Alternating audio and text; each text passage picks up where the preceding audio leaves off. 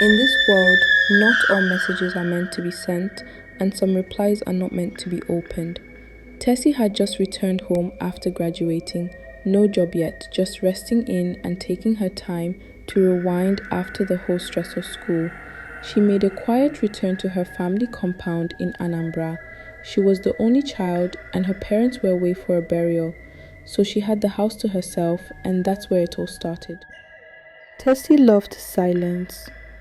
After all the noise from school, the gossip, the endless voice notes, silence felt like a reward. She sat in her room with dim light on, scrolling through her WhatsApp group chats, watching funny memes on her status. Then one message stood out. It was from herself, her own number. It read, "I'm home now." She paused, laughed awkwardly. "Must be MTN, playing tricks." She replied, "Who's this?" The reply came instantly, "You, but the real one." She froze, looked around the room. The only phone in the house was in her hand. She opened the chat again. Her own display picture was showing, but it wasn't one she remembered taking. It showed her wearing a black dress, standing in front of the same compound gate she was sitting by, except in the picture, there was someone behind her. A shadow was watching her. She dropped the phone. That night, she locked her door, turned off her phone, and convinced herself it was a prank, or maybe she was just tired, but she was hearing a voice whispering from the mirror in her sleep. Then the next morning, Tessy decided to talk to someone. She visited her childhood friend, Chika, after much catching up.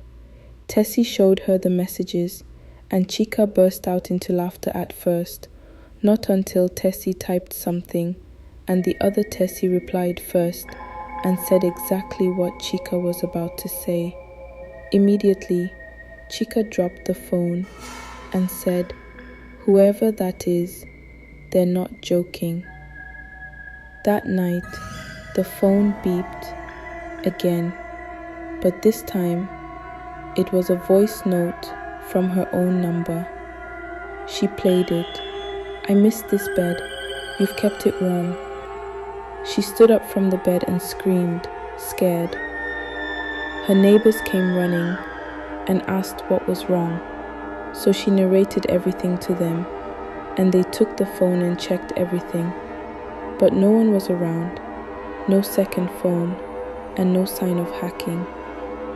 The next day, Tessy had no other choice than to visit a native doctor.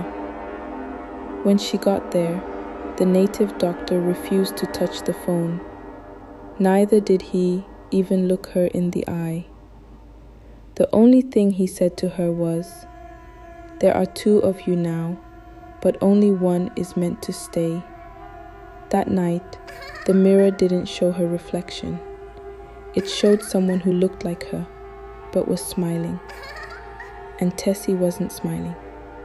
3 years ago, Tessy had been in a car accident, a very bad one.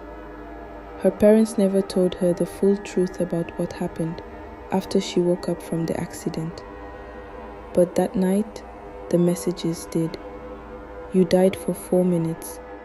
The afternoon of the next day, Chika called Tessy and asked her, "What happened? You were just here and you gave me your earrings and walked away smiling. I even called you back, but you didn't turn back, so I was a bit worried because that is unlike you."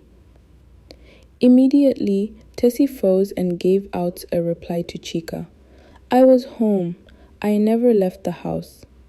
Then the call dropped. She looked out the window, and standing by the mango tree was her, same dress, same face, but wrong eyes. She watched herself walk through the gate, smiling, while she was still standing by the window looking scared. Tessy tried to run, but where will she run to? Is it to the shrine, to Chika's house, or to the police? But nobody could see the second version of her. Only she could, because it wasn't meant for them. It was meant for her. That night, she sat on her bed, holding her Bible, her rosary, and her dead phone. But as she was trying to sleep, the phone lit up one last time, and there was a message saying, "This account is being used on another device." She looked into the mirror one more time, and only one reflection blinked. It wasn't hers. Be careful who you message because some numbers aren't from this world, and sometimes the person texting you might not be human.